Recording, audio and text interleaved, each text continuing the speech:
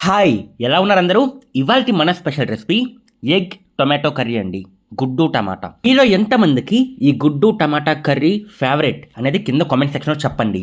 అయితే ఈ కర్రీలో గుడ్డు టమాటా మాత్రమే కాదు, ఉప్పు చేప కూడా యాడ్ చేశాను. ఈ ఉప్పు చేప ఏదైతే ఉందో చాలా మంచి ఫ్లేవర్ ఇస్తుంది. ఎవరైతే వెజ్ లవర్స్ ఉన్నారో ఈ ఉప్పు చేప ఒక్కటి స్కిప్ చేసేయండి. ఎగ్ టొమాటో కర్రీ అయితే అయిపోతుంది. ఇంకా ఏ మాత్రం లేట్ చేయకుండా మనకి వెజ్ కాదు, నాన్ వెజ్ కాదు ఇద్దరికి సరిపడ్డట్టుగా చేసేద్దాం కర్రీ అనేది. ముందుగా ఇందులో నేను ఇదొచ్చేసి ఆయిల్ మస్టర్డ్ ఆయిల్ అండి. అందుకే కొంచెం యెల్లోయిష్‌గా ఉందనమాట. పసుపు రంగులో ఉంది. ఇది ఎందుకు యూజ్ చేస్తున్నానంటే ఇది ఫ్యాట్ కొంచెం తక్కువగా ఉంటుంది. బాగుంటుంది. ఆరోగ్యానికి కూడా చాలా మంచిదనమాట. అందుకని నేను ఈ ఆయిల్ అనేది యూజ్ చేస్తున్నాను. ఈ కర్రీకి టాప్ సీక్రెట్ నేను మీకు తర్వాత చెప్తాను మసాలాస్ వేసేటప్పుడు.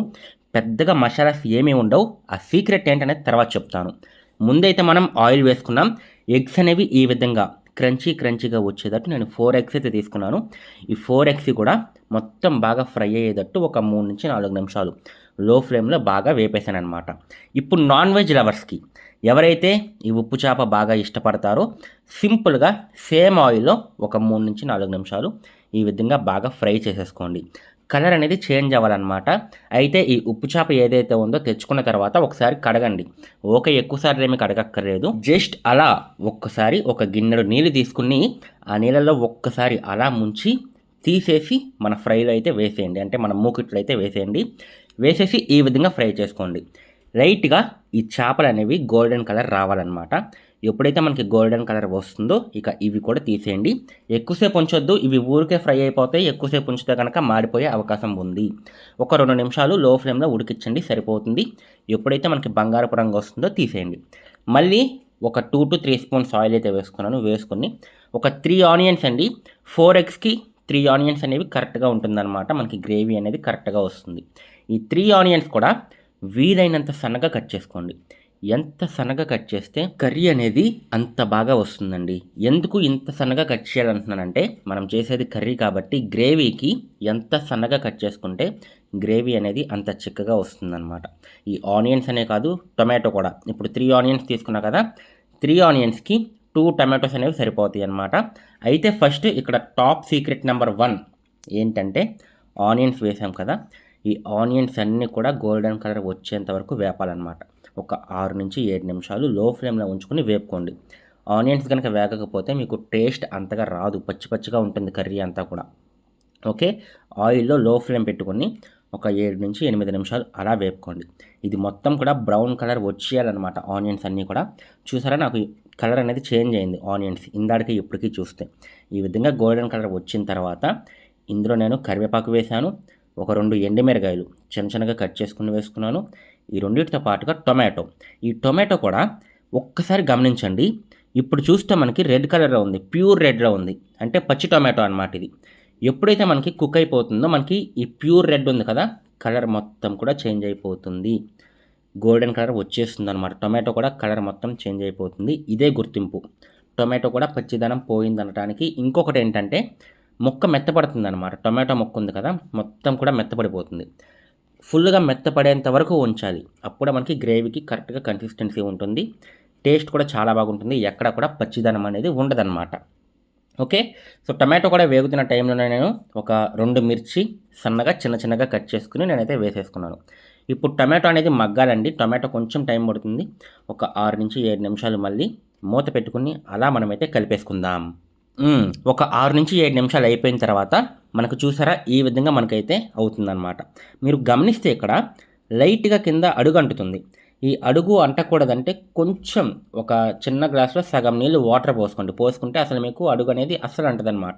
ఈ కర్రీకనే కాదు ఏ కర్రీకైనా సరే మీరు లైట్‌గా వాటర్ పోసుకోవాలి. పొయ్యకపోతే అడుగు అంటిద్దనమాట. ఓకే. సో, నాకు కొంచెం టొమాటో అనేది ఉడికింది. ఉడికిన తర్వాత ఒక స్పూన్ అల్లం వెల్లుల్లి పేస్ట్ అయితే వేసుకుంటున్నాను. ఈ అల్లం వెల్లుల్లి పేస్ట్ కూడా మనం ఇప్పుడు వేసిన వెజ్జీస్ అన్నిటిలో అంటే వెజిటబుల్స్ అన్నిటిలో బాగా మిక్స్ అయ్యేటట్టు బాగా కలుపుకొని ఒక 3-4 నిమిషాలు అలా వదిలేయండి. ఎందుకంటే అల్లం పేస్ట్‌లో కొంచెం పచ్చివాసన ఉంటుంది. ఆ పచ్చివాసన మొత్తం కూడా పోతుందనమాట. ఒక 3-4 నిమిషాలు అలా వదిలేసిన తర్వాత ఇక దీనికి టాప్ సీక్రెట్ అని స్టార్టింగ్‌లో చెప్పా కదా! మసాలాస్. 1 స్పూన్ ఉప్పు వేశాను. 1 స్పూన్ కారం వేశాను. ఈ రెండిటితో పాటుగా ఒక హాఫ్ స్పూన్ ధనియా జీరా పౌడర్ వేశాను, అంతే. దీనికంటూ టాప్ సీక్రెట్ ఏం లేదండి. అంటే మసాలాస్ ఏమి వేయకూడదు, అంతగా వేయకూడదు. ఎగ్ టొమాటో కర్రీ అంటే ఇంతే. ఇంతకు మించి ఎక్కువ వేసామంటే మనకి టేస్ట్ మారిపోతుందన్నమాట. ఈ ధనియా జీరా పౌడర్ కూడా నేను హాఫ్ స్పూనే వేసాను, ఎక్కువ వేయలేదు. ఎందుకంటే అసలు దీని టేస్ట్ మొత్తం కూడా మనం ఉడికిచ్చే దాంట్లో ఉంటుంది, ఈ వేసిన ఉప్పు కారంలో ఉంటుంది. దీంట్లో గరం మసాలాలు, ఇంకేంటిది బ్లాక్ పెప్పర్ పౌడరు అసలు ఏమి కూడా వేయం. ఇదేంటిది ఇలాచీ, ధనియా ఇవేమీ అక్కర్లేదు, సింపుల్గా చేసేయచ్చు. కర్రీ చాలా బాగుంటుంది. ఎప్పుడైతే ఈ ఉప్పు కారం లైట్గా ధనియా జీరా పౌడర్ వేసి మనం బాగా తిప్పుతామో, తిప్పిన తర్వాత ఇందులో మనం స్టార్టింగ్లో ఫ్రై చేసి పెట్టుకున్నాం కదా ఉప్పు చేప, అలాగే మనకి ఎగ్ అనమాట. 4 ఎగ్స్ అనేవి బాగా క్రంచీగా వచ్చేటట్టు ఫ్రై చేసి పెట్టాం కదా, ఇవన్నీ కూడా వేసేసి ఒక్కసారి ప్రతి ముక్కకి ఈ వెజిటబుల్స్ అన్నీ కూడా కలిసే విధంగా బాగా కలిపేసుకున్న తర్వాత, ఇప్పటి వరకు మనం కుక్ చేసాం కదా, ఇది ఒక కుకింగ్ అయితే ఇక ఫైనల్ అనమాట. ఇప్పుడు చేసేది 1 గ్లాస్ వాటర్ పోసుకుని ఇప్పుడు మనం ప్రిపేర్ చేసిన గ్రేవీ మొత్తం కూడా ఈ వాటర్లో కలిసే విధంగా బాగా కలిపేసుకుందాం. చూసారా, ఈ విధంగా కలిపేసుకుని ఇక ఫైనల్ స్టెప్ అండి. ఇప్పుడు ఒక 15 నుంచి 20 నిమిషాలు లో ఫ్లేమ్లో పెట్టుకోండి, హై సైడ్ ఎక్కడ పెట్టొద్దు, లో ఫ్లేమ్లో ఉంచుకుని ఉడికించుకోండి. చాలా మంచి టేస్ట్ అయితే వస్తుంది. ఇప్పుడు నేను మొత్తం కూడా బాగా కలిపేసుకున్నాను. ఇంకా మూత పెట్టేసుకుందాం. మూత పెట్టేసి లో ఫ్లేమ్లో, చెప్తున్నా కదా లో ఫ్లేమ్లోనే అలా వదిలేయండి. ఎందుకు లో ఫ్లేమ్ అని ఎన్నిసార్లు చెప్తున్నానంటే, హైస్గా పెడితే మనకి త్వరగా అయిపోతుంది కర్రీ అనేది, బట్ అంత రుచి రాదనమాట. మనం ఎంత నిదానంగా చేసుకుంటే అంత రుచి వస్తుందండి కర్రీ అనేది. ఓకేనా? సో లో ఫ్లేమ్లో ఉంచుకున్నాను. ఈ విధంగా ఒక 15 నుంచి 16 నిమిషాలు అలా ఉడికించాను. ఉడికించిన తర్వాత మన కర్రీ మొత్తం కూడా దగ్గరికి వచ్చింది. ఎప్పుడైతే మనకి కర్రీ మొత్తం కూడా దగ్గరికి వస్తుందో, ఇందులో ఇంకా కొత్తిమీర లైట్గా వేసుకొని ఇంకా ఆపేసుకుంటామే. ఇది వేడి వేడి రైస్లో ఉంటుందండి. మనం వేసిన ఉప్పు చేప కానీ, టొమాటో కానీ, ఎగ్ అలా నంచుకొని తింటుంటే అద్దరిపోతుంది. చపాతీలో కూడా చాలా బాగుంటుంది. వెజ్ లవర్స్ ఎవరైతే ఉన్నారో ఈ ఉప్పు చేప అనేది స్కిప్ చేసేయండి. టొమాటో ఎగ్ చాలా బాగుంటుంది, అది బాగుంటుంది, ఇది బాగుంటుంది. సో రెసిపీ నచ్చితే కనుక లైక్ చేయండి. మరి ఇలాంటి చాలా రెసిపీస్ మన ఛానల్లో ఉన్నాయి, చూసేయండి, సబ్స్క్రైబ్ చేసుకోండి. నెక్స్ట్ వీడియోలో ఇంకొక మంచి రెసిపీతో కలుసుకుందాం. అంతవరకు బాయ్ బాయ్.